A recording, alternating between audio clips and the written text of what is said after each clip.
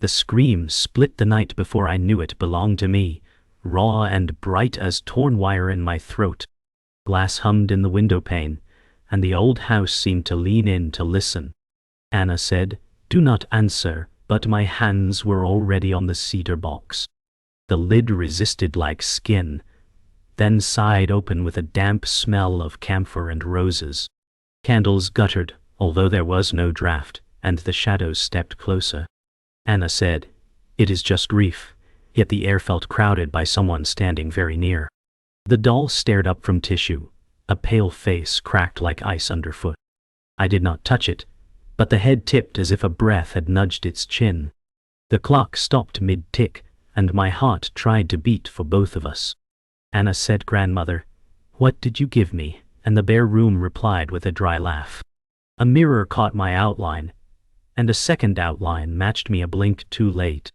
When I stepped back, the second me did not. The box thumped once, the sound of a small heel striking wood. Anna said, "I see you," and something smiled without a mouth. Morning came colorless, as if the light did not trust the house. Mr. Green stacked documents like small tombstones, and his pen clicked like teeth.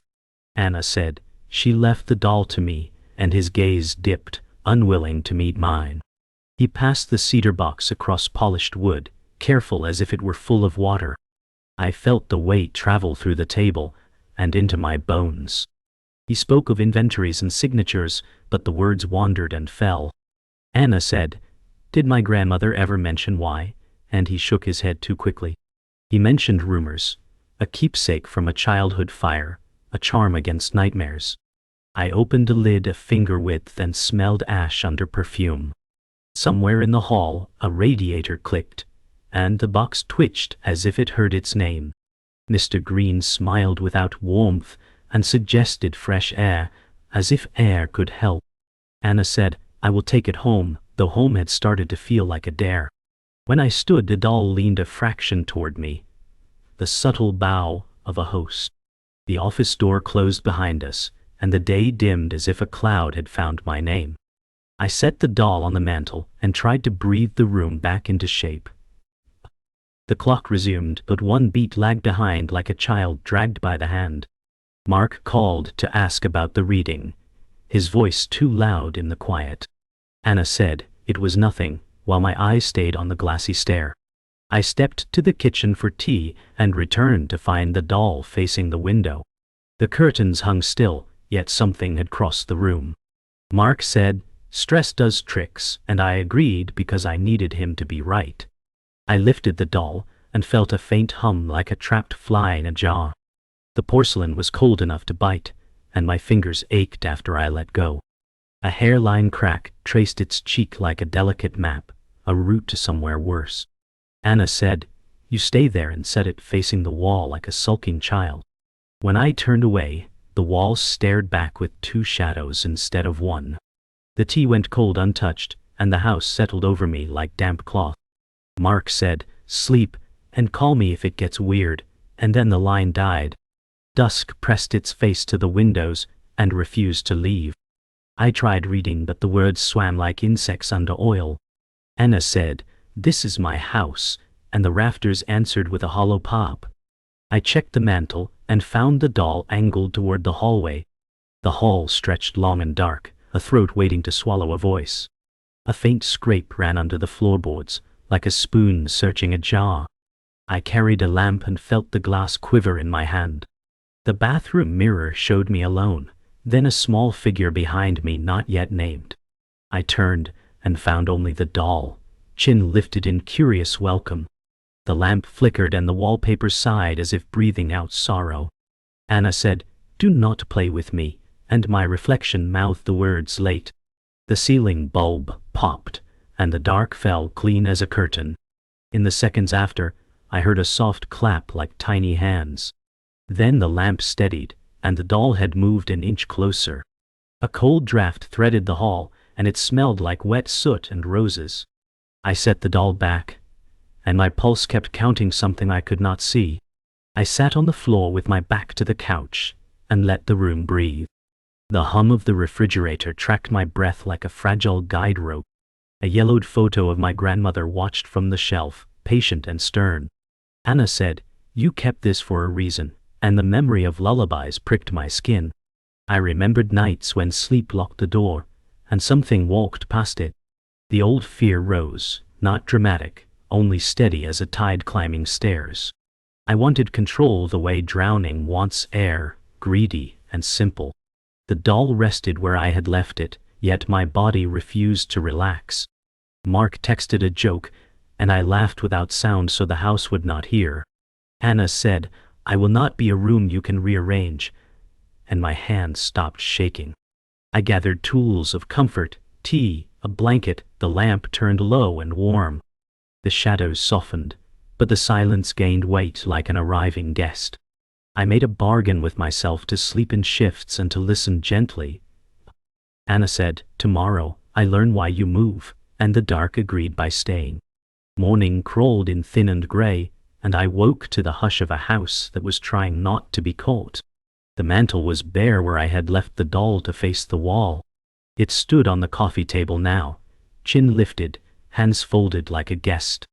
Anna said, "You moved," and the word felt like a match struck in damp air. I checked the locks and windows, and found them sulking in the same places. The rug held two faint paths, small arcs pressed into wool. The clock kept time as if bribed to act normal. Anna said, "If you want to be seen, you have it," and my voice had grit. I lifted the doll, and felt that low hum again, a wasp lost in a bell. I set it down and stepped back 2 exact steps, as if training a mirror. The mirror caught me, then caught a second me that blinked late. My phone buzzed with a work reminder that felt like a prank from another life. Anna said, "You can sit where I put you," and the doll leaned a breath forward. The day outside brightened, but the room chose a darker shade. A hairline crack mapped a route up its cheek, and I could not unread it. Mark arrived with a paper bag and the tone people use for storms that miss their town. "I worry." He laughed at the lamp hum and called it old wiring. Mark said, "You want proof, not goosebumps," and I wanted his certainty like heat. We set the doll on the table and drew chalk lines around its feet. The chalk looked like a corral for a small horse that never learned kindness. Mark said, "We watch, we measure, we breathe," and he timed a minute on his phone. I watched the ribbon tremble without wind and chose not to blink. The ribbon settled, as if it had been watched back into manners. Mark tapped the table, and a distant board tapped in reply.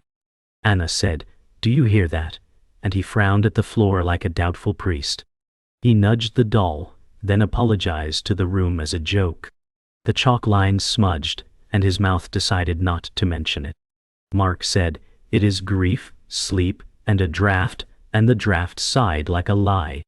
I poured coffee that tasted like a warning, and we both drank it anyway. Afternoon collapsed into a sullen dusk, and the hallway accepted it like a habit. I set the doll on the console and dared the house to act. The bathroom door at the end of the hall shivered, then inched. Anna said no, and the door replied with a hinge that remembered a storm. The gap widened, slow as a mouth that wanted to be polite about the bite. A draft slid past my ankles with the temperature of old wells. The doll's head tilted toward the door, and its shadow grew taller than mine. Mark said, "Buildings settle," but his voice lost its footing near the end. The wallpaper made a damp exhale and returned to stillness. A bar of lamplight crawled across the floor and paused on the threshold. The door finished its thought and stood open, patient and sure. The mirror across from it held a narrow slice of dark that felt full. Anna said, "Who invited you?" And the hall answered with soft foot sounds that did not belong.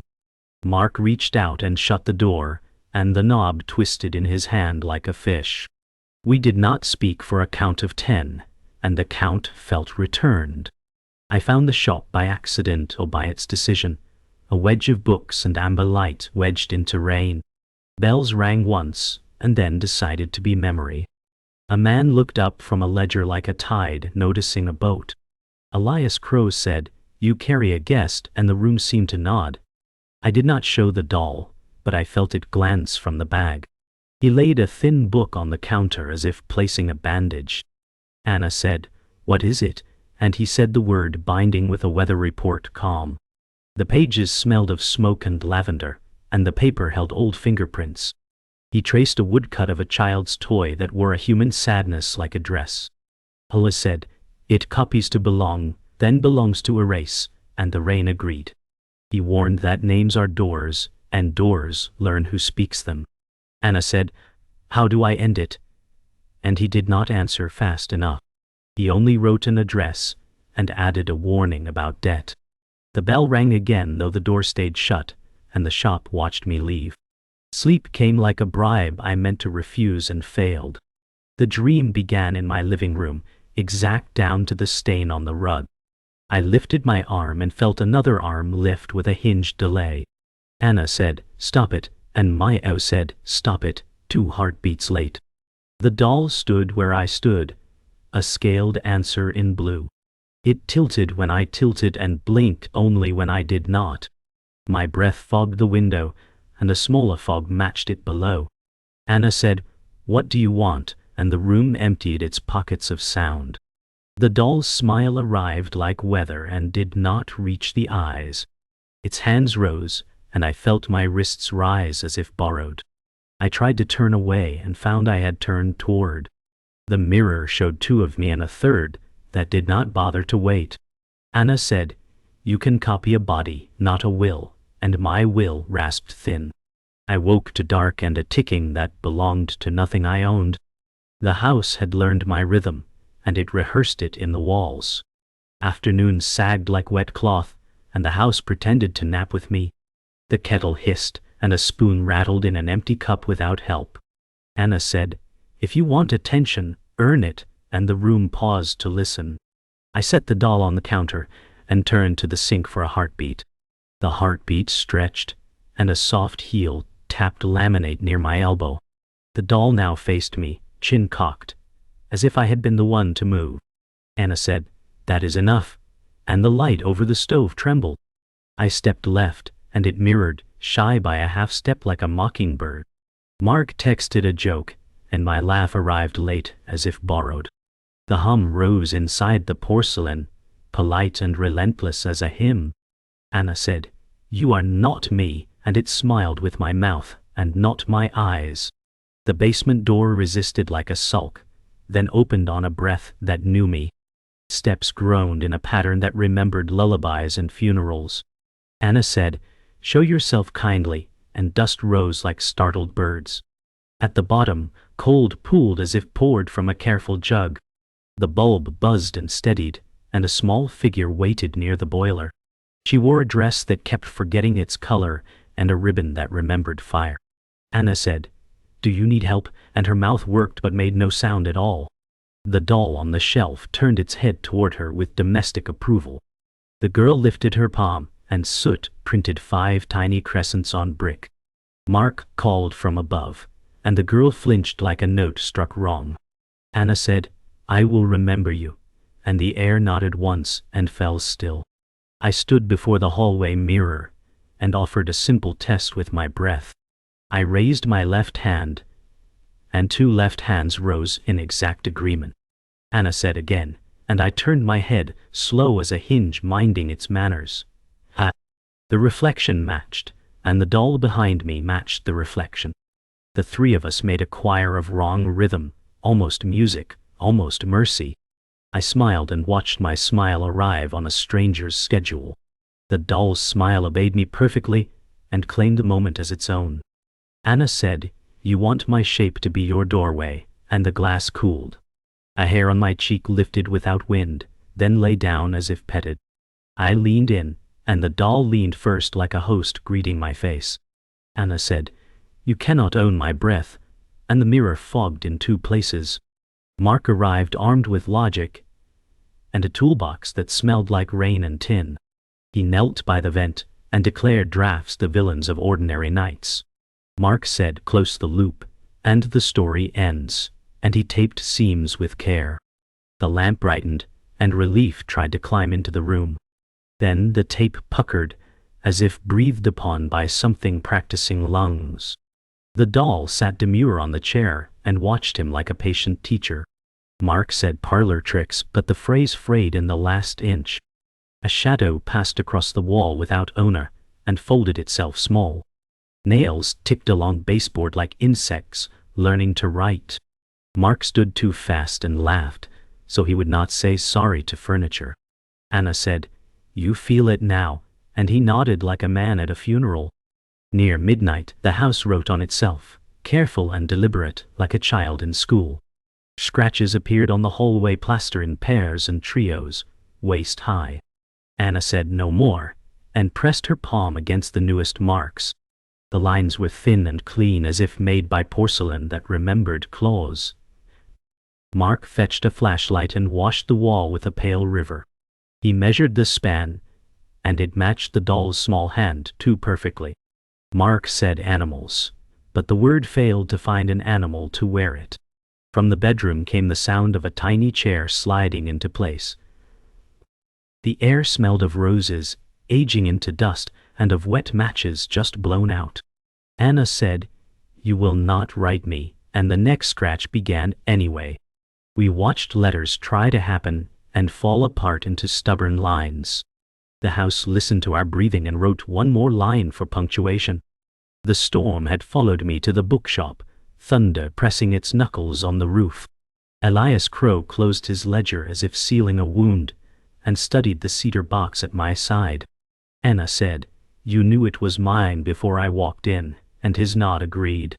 He pulled a folder marked 1953 and revealed a receipt in Margaret Ward's hand. The ink named a doll as if it were livestock purchased after a fire. Elias said, "Objects survive fire only when something wants them to." My chest filled with cold that had nothing to do with rain. He spoke of blood binding and how children carry burdens not chosen. Anna said, "My grandmother gave me this curse," and the doll tilted inside its wrappings. The shop smelled of lavender fighting smoke, and I felt history breathe against my cheek. Elias whispered, "You are the last debtor," and shut the ledger as the lights dimmed. The attic groaned with the storm's weight as Mark set a lantern between trunks. Dust painted our breath silver. Anna said, "Help me find her traces," and his hand brushed a photo loose. It showed Margaret as a child, proud but hollow-eyed, a doll cradled in her arms. The ribbon was the same, only unburned by time. Mark said, "This isn't coincidence," and the lantern sputtered in warning. We opened letters that smelled of damp ashes, each line written in a young hand shaking. They spoke of dreams where the doll copied Margaret step for step. Anna said it began with her, and the roof cracked like an answer. The trunk thumped once as if closing itself, and the photo curled at its edges. I sat cross-legged, with Margaret's diary trembling in my lap. The words carried me backward, into rooms that no longer stood. She wrote of a fire that spared only the doll, while screams filled the walls. Anna said, "Grandmother, you lived with this," and the pages fluttered as if agreeing. I smelled smoke that was not there, and heard the crack of beams collapsing. Margaret's small script admitted she prayed to the doll to protect her, and it obeyed with cruel bargains. Mark whispered, "She fed it her nights," and the diary snapped closed in protest. The ink bled at the edges as if wet with tears. I felt the child she had been standing beside me, clutching the doll and smiling with resignation. The basement walls breathed damp, and the ghost girl returned, her outline sharper than before. She raised her hands, showing burns that never healed. Anna said, "Evelyn, was it you?" and her head dipped like a candle in draught. The doll on the shelf mirrored the bow, porcelain hands lifted in cruel mimicry. Evelyn's eyes pleaded without voice, but the soot crescents on the wall spelled her grief. Mark said, "She's trapped by it," and the words tasted final. The pipes rattled, and water seeped with a copper tang. Anna said, "I remember you," and the girl's outline brightened for a breath. The doll clattered to the floor and grinned through cracked lips. The light bulb burst, and the basement drowned in dark. Back upstairs, I could not breathe without feeling the house echo it. Every photo of Margaret seemed to watch with new suspicion. Anna said, It has always waited for me, and the doll shifted in its box. Mark tried to speak, but the floor groaned and silenced him. Cold recognition bloomed. My blood had been marked before birth. Elias's warning replayed: debtor, binding, inheritance. Anna said, "This ends with me," though my voice cracked with doubt. The doll's eyes gleamed in sync with mine, like mirrors testing their patience. A reflection in the window showed not 2 but 3 figures, one smiling. Mark whispered, "You are its heir," and the night swallowed his words. I realized there had never been escape, only the path forward. Mark stormed in with a hammer and disbelief sharp as glass. He said, "We end this now," and grabbed the doll by its cracked face. Anna said, "Don't," but the words scraped too late. He swung, and the hammer struck with a hollow sound that bent against porcelain. The doll rolled, unbroken, its ribbon fluttering as if in laughter. Mark's jaw stiffened, his hands trembling, though he clenched them tight. The cedar box groaned like an animal chained, its lid pushing upward. Anna said, "It wants you angry," but the rage was already inside him. He smashed again, sparks flying, yet the doll smiled wider. Shadows climbed the walls, shifting like hands reaching for us both. Anna said, "Stop before it claims you," and the hammer clattered to the floor. Mark stared at his hands, as if they no longer answered him. The second strike echoed longer than thunder, but nothing broke. Mark fell back, his certainty leaking out with his breath.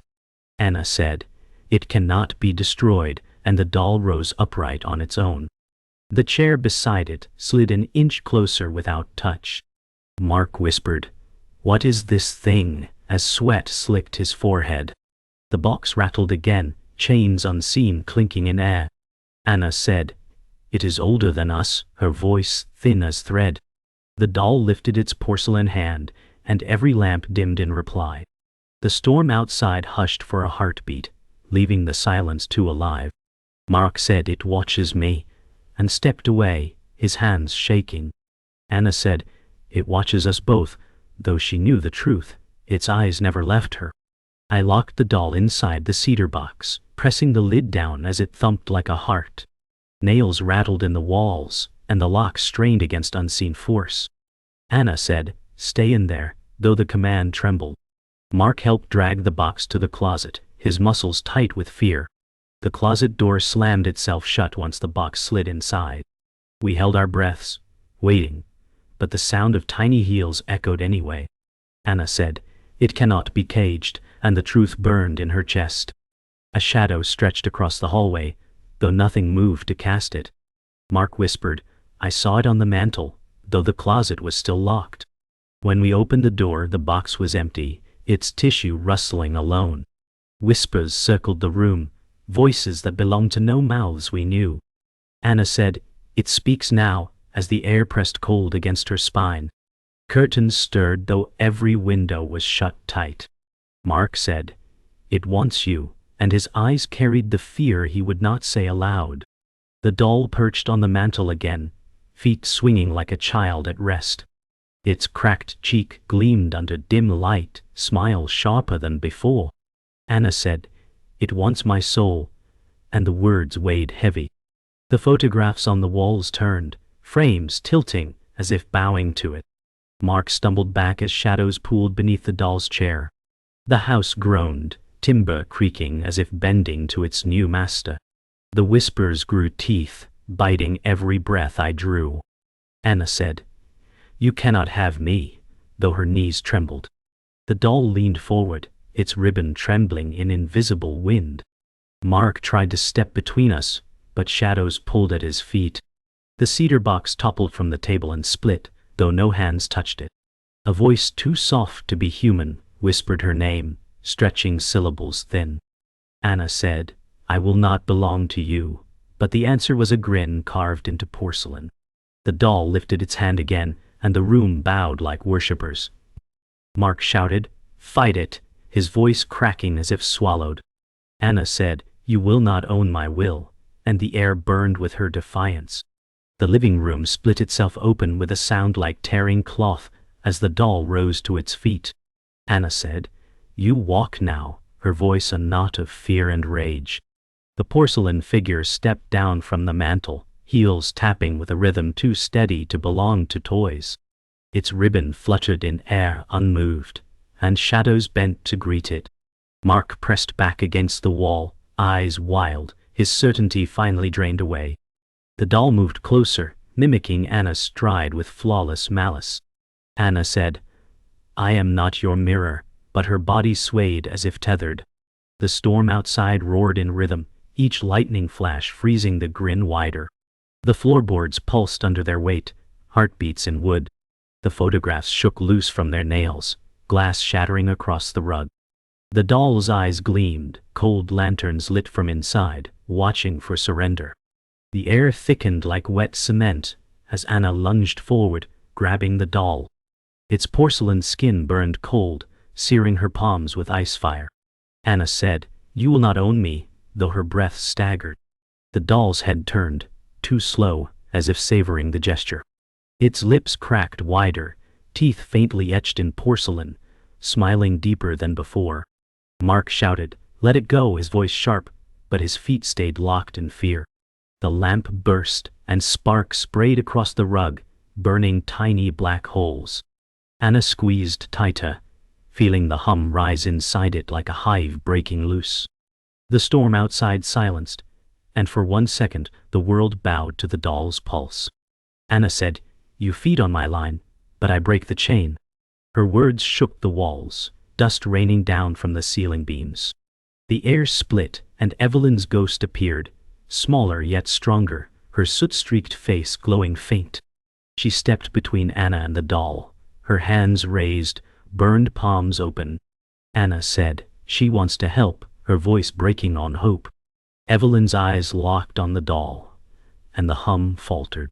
For a heartbeat, the porcelain cracked deeper, webbing across its cheek like ice thawing. Mark whispered, "She's fighting it," awe bleeding into fear. The doll jerked its head toward Evelyn, teeth grinding in silent scream. Shadows peeled off the walls and wrapped around the ghost like hungry ropes. Evelyn shook, her outline blurring, but she pushed forward, pressing her palms against the doll's chest. The hum shrieked into a scream that rattled every nail in the house. The scream filled the house until the windows shook and cracked. Anna's blood surged like fire, and she felt her grandmother's fear bleed into her veins. Anna said, "This curse ends with me," and lifted the doll above her head. Evelyn's light flared brighter, her small body dissolving into sparks. Mark shouted, "Anna, don't," but his words drowned in the roar of unseen voices. The doll writhed in her grip, limbs jerking like a puppet cutting its own strings. Lightning struck the roof, and the world froze for half a second. Anna hurled the doll against the cedar box, wood and porcelain colliding with brutal clarity. The crack widened across its face, but it did not shatter. Instead, it laughed in a sound that was both child and storm. Anna said, "You will not laugh with my mouth," her teeth clenched. The house bent inward, every door slamming shut, every lock turning on its own. Anna's heart thundered with each strike of her pulse, echoing the doll's scream. Anna said, "You belong to no one," forcing each word through shaking teeth. Shadows fell back, recoiling from her defiance. The doll lay half broken, cracks glowing faint like embers, but it crawled forward. Its hands left scorch marks on the rug, though they were porcelain still. Mark said, "It's tied to you," and terror made his voice brittle. Anna knelt, pressing her hand against the doll's chest, the way Evelyn had. Anna said, "If you feed on me, then starve," and the glow dimmed beneath her palm. The doll twitched, fractures spidering until its grin fell away. The storm outside broke, and silence returned sharp as glass. Yet, the house still breathed, waiting. Silence filled the house after the storm faded, yet the silence carried weight like wet wool. Anna stood in the ruins of her living room, chest heaving, palms raw from pressing against porcelain. Mark leaned against the wall, pale and hollow, whispering, "It's over," though his eyes darted to every shadow. Anna said, "Nothing ends that easily," her voice cracked but steady. The doll lay shattered but not gone, pieces pulsing faintly like coals refusing to die. The air smelled of burnt roses and dust, as if memory itself was scorched. Anna whispered, "You take and take, but you cannot own me," and the words felt heavier than prayer. Evelyn's glow lingered faintly in the corner, then dissolved into a soft hush. Mark tried to smile, but it failed halfway, leaving him older in an instant. The house sagged around them, breathing shallow, waiting for the next command. Anna gathered the shards into the cedar box, careful as if handling bones.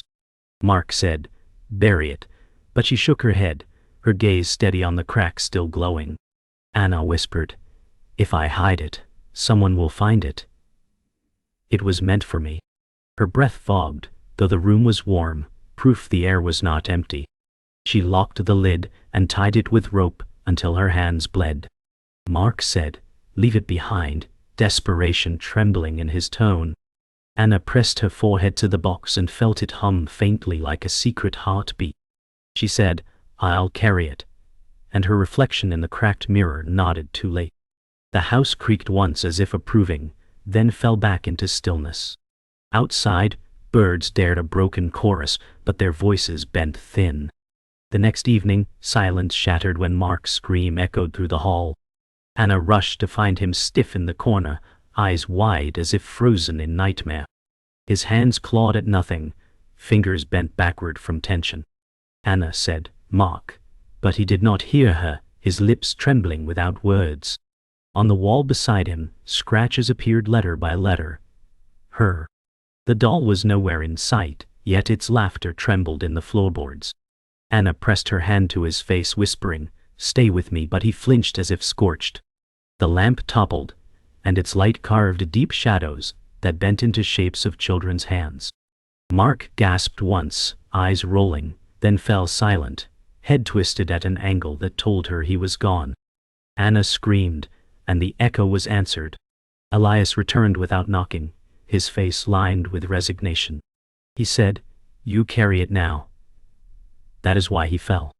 Anna stood, blood on her palms, her eyes hollow but sharp. She said, "You knew," her voice breaking. Elias whispered, "I told you." Debtor binding, inheritance. Then placed a worn key in her hand. It was cold, heavy, older than the house itself. Anna asked, "What does it open?" And he only smiled with pity. He said, "The place where endings live, if you dare to find it." His reflection in the broken mirror lagged half a second behind him, grinning when he did not. Anna felt the box thrum against her chest as if it approved of his words. Elias stepped back into the storm-dark doorway and was gone. Night fell heavy, and Anna sat alone with the cedar box humming faintly in her lap. She whispered, "I survived," though her voice lacked belief. The house was still, but the silence felt like something holding its breath. Anna said, "You will not win," and closed her eyes, letting exhaustion drag her down. In the half-sleep before dream, she heard a whisper close to her ear. It was her own voice, soft and certain, saying, "Anna." Her eyes snapped open, and the doll was gone from the box. The rope lay cut, the lid ajar, empty except for the faint smell of roses. From the dark corner of the room came the sound of small feet pattering toward her. Anna said, "No," but the laugh that followed was hers, returned from another mouth. The story did not end. It waited.